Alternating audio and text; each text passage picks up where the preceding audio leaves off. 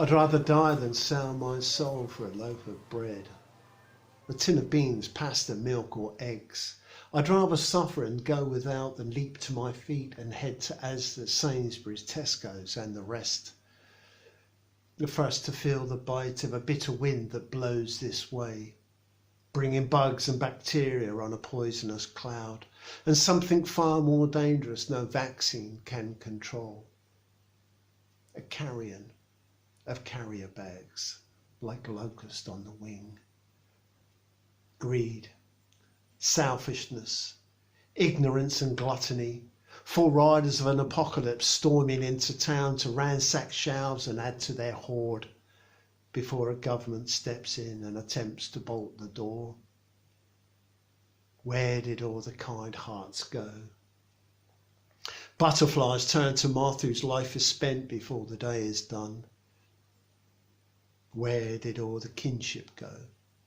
Down the drain it quickly flowed, like a watery ghost whose intention was clear, whose skin began to crawl, whose voice began to howl, who haunted every aisle as food stocks quickly fell.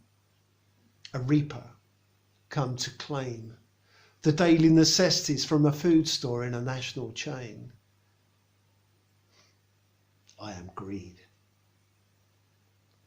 Now is not the time for inclusion. Now is not the time for sharing. Fortune favours the brave, and soon our lives, I hear, will suffer in seclusion. So best to strike whilst the iron's hot and grab as much as we can, even the stuff we've already got. This is no time to panic or wear a thorny crown. 'Tis a time to have your wits about you and fill your car boots as quickly and as best you can. I am selfishness. Hunger has no friends.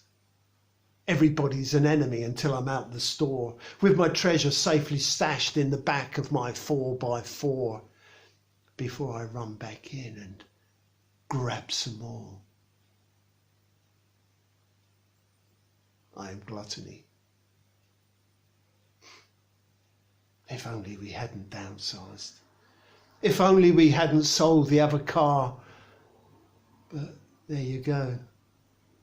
The best laid plans of mice like us and classless arseholes are doomed to go astray.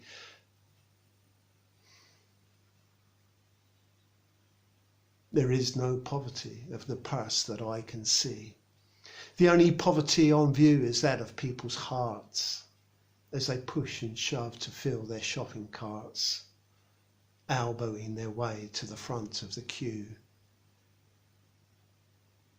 There are those who fought in great wars, with cannon shell and mortar raining down upon their heads.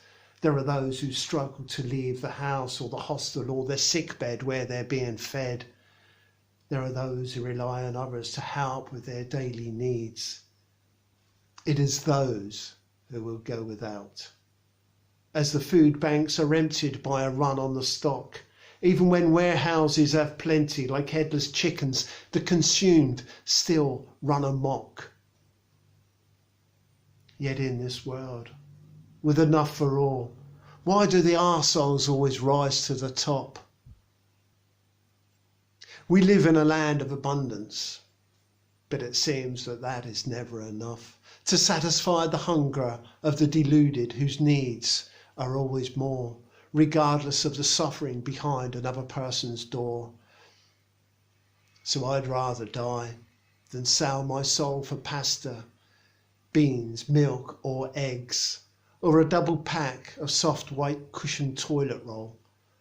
I'd rather rip it up and use it as a flag and call a truce and bring this madness to its knees, because it's what defines us in the end. Not the currency of our collateral, not the value of our pound, not the property we live in or the car we drive around, but that thing that best we kept, the closest to our hearts, our love for one another and the duty of that care. That is what will see us through. That is what separates us in the end. So go ahead. Feed your neck and wipe your ass and smile with pride at how you led the charge. Attack the stalls and lay them bare and return to your cave without a care. But I'd rather fall into a hole than be trapped in a shopping aisle with you. Seriously. I'd rather have the virus than be like you.